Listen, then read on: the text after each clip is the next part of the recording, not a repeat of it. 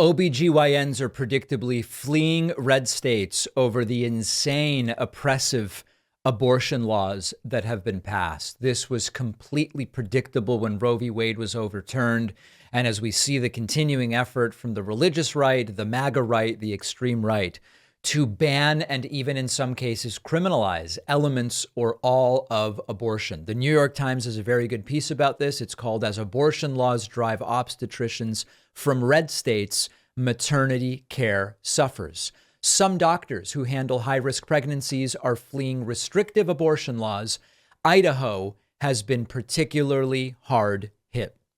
This shouldn't surprise any of us. This is the predictable outcome, which is that healthcare will become even worse in these red states as they make abortions increasingly difficult to obtain. One by one, the article reads, doctors who handle high-risk pregnancies are disappearing from Idaho, part of a wave of obstetricians fleeing restrictive abortion laws in a hostile state legislature. Dr. Caitlin Gustafson, a family doctor who also delivers babies in the tiny mountain town of McCall, is among those left behind, facing a lonely and uncertain future.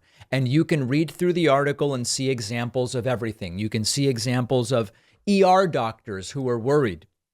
If I have a pregnant woman come in for a different issue, I now need to be careful. This is now not specific to Ohio, but more generally, I need to be careful about the emergency treatment I provide, because if it were to induce a miscarriage, there could be legal consequences for me as a doctor. Obviously, this goes beyond this specifically into abortion services. What you have is a situation where Republicans, they're not saying this, but they are acting in a way which suggests they are trying to figure out, how do we make constituents' health care worse? And how do we drive up infant mortality and maternal mortality? This is the path.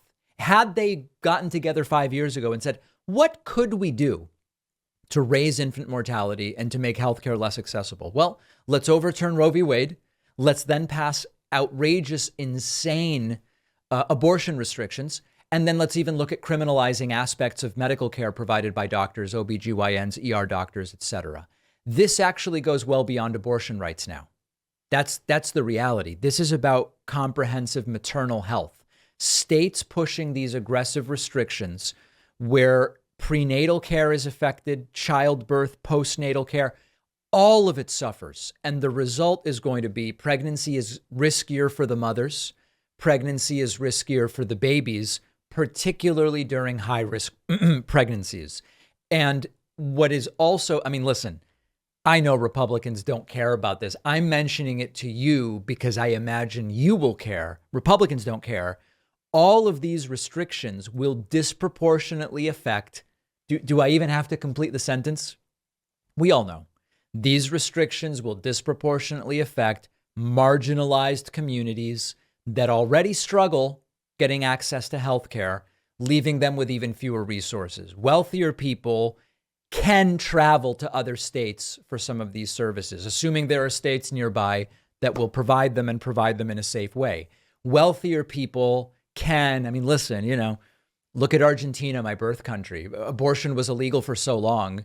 Anyone with any means was able to get what they needed from private clinics. It's the same story, right? We know who is disproportionately affected by this. And this is why it's so dangerous to politicize women's health. Beyond the abortion debate, we really need to be guaranteeing quality maternal care to all and quality care of all kinds to everybody. It really should be seen as a fundamental right. We're not even ready to have that conversation because we're several layers short because we have this disastrous situation with OBGYNs just fleeing. We will, of course, continue following it.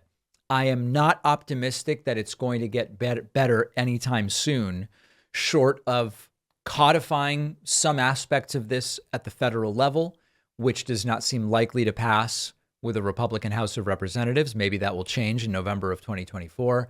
And certainly as we see right-wing governors and right-wing legislatures at the state level, they made it a state issue the way they wanted. What's happening at the state level is a disgusting disaster. So I'm not optimistic on this one, but I will keep you apprised of what happens.